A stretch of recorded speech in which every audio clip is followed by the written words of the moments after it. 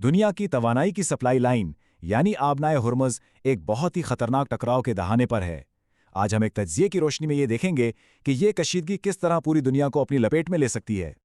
تو چلیے دیکھتے ہیں کہ اس پوری صورتحال کو سمجھنے کے لیے ہم کن چیزوں پر نظر ڈالیں گے۔ یہ ٹکراؤ شروع کیسے ہوا؟ اس سے عالمی معیشت کو کیا خطرہ ہے؟ واشنگٹن میں اس پر کیا سیاسی ہلچل مچی ہوئی ہے؟ کیا ہم واقعی جنگ کے دہانے پر کھڑے ہیں؟ اور سب سے اہم سوال کہ بھائی آگے ہوگا کیا؟ تو آئیے سب سے پہلے اس بحران کے مرکز سے ہی شروع کرتے ہیں، وہ جگہ جہاں اس وقت پوری دنیا کی نظریں لگی ہوئی ہیں۔ تجزیے کے مطابق ایرانی بحریہ کا یہ پیغام بالکل دو ٹوک تھا۔ ہم اسے اپنے رہبر کے حکم سے کھولیں گے، کسی احمق کی ٹویٹ سے نہیں۔ یہ اس وقت کے امریکی صدر ٹرمپ کے لیے ایک سیدھا جواب تھا۔ بس اسی ایک جملے سے اس ٹکراؤ کی شدت اور ایران کے ارادوں کا اندازہ ہو جاتا ہے۔ تو یہ آبنائے ہرمز آخر ہے کیا چیز؟ اس کو ایسے سمجھیں کہ یہ ایک بہت ہی تنگ سمندری راستہ ہے اور یہ عالمی توانائی کی ایک اہم شہرگ ہے۔ دنیا کا زیادہ تر تیل اسی راستے سے جاتا ہے اور یہی وجہ ہے کہ اگر یہ بند ہو جائے تو یہ صرف ایک مقامی مسئلہ نہیں رہتا بلکہ ایک عالمی بحران بن جاتا ہے۔ اچھا، اب اس جگہ سے ہٹ کر ذرا یہ دیکھتے ہیں کہ اس ناکہ بندی کے فوری اور پھر لمبے عرصے میں معاشی نتائج کیا ہو سکتے ہیں۔ اس تجزیے میں کہا گیا ہے کہ اگر یہ بحران بڑھ گیا اور مکمل جنگ کی شکل اختیار کر گیا تو تیل کی قیمت $200 فی بیرل تک بھی جا سکتی ہے۔ اب یہ ایک ایسی قیمت ہے جو نہ صرف عالمی معیشت کو ہلا کر رکھ دے گی بلکہ ہر انسان کی جیب پر اس کا سیدھا اثر پڑے گا۔ لیکن کہانی صرف تیل کی قیمتوں پر ختم نہیں ہوتی۔ تجزیہ ایک ڈومینو ایفیکٹ کی بات کرتا ہے، مطلب ایک کے بعد ایک مسئلہ۔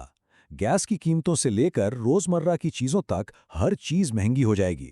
سرمایہ کار مارکیٹ سے پیسہ نکالنا شروع کر دیں گے، جس سے عالمی اقتصاد بازاری کا خطرہ بڑھ جائے گا، اور اس کے اثرات اتنے گہرے ہوں گے کہ ریئل اسٹیٹ سے لے کر ورلڈ کپ جیسے بڑے ایونٹس تک سب کچھ متاثر ہو سکتا ہے۔ اب ذرا اپنا رخ امریکہ کی طرف کرتے ہیں اور دیکھتے ہیں کہ اس بحران کے سیاسی اثرات واشنگٹن میں کیسے محسوس کیے جا رہے ہیں۔ یہ بحران صرف آبنائے ہرمز تک محدود نہیں، اس کی لہریں وائٹ ہاؤس تک پہنچ رہی ہیں۔ تجزیے میں صاف بتایا گیا ہے کہ صدر ٹرمپ پر اس مسئلے کو جلد سے جلد حل کرنے کے لیے اندرون ملک بہت زیادہ دباؤ ہے۔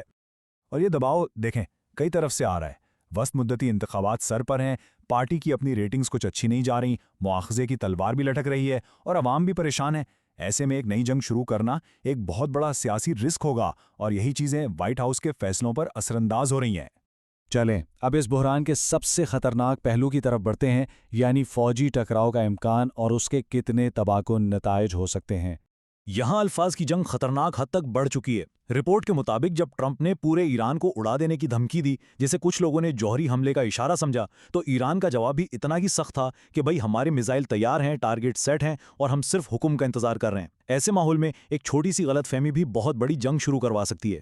رپورٹ میں یہ دعویٰ بھی کیا گیا ہے کہ ایران کے پاس تقریباً 45,000 ڈرونز کی ایک فوج ہے۔ یہ تعداد بتاتی ہے کہ ایران روایتی جنگ کے علاوہ بھی لڑنے کی صلاحیت رکھتا ہے، جو کسی بھی ٹکراؤ کو اور بھی زیادہ پیچیدہ اور مہلک بنا سکتی ہے۔ تو بدترین صورتحال کیا ہو سکتی ہے؟ تجزیہ ایک بہت ہی خوفناک منظرنامہ پیش کرتا ہے۔ سوچیں، اگر امریکہ نے ایرانی پاور پلانٹس پر حملہ کیا تو ایران جواب میں بحیرہ احمر جیسے دوسرے سمندری راستے بھی بند کر سکتا ہے۔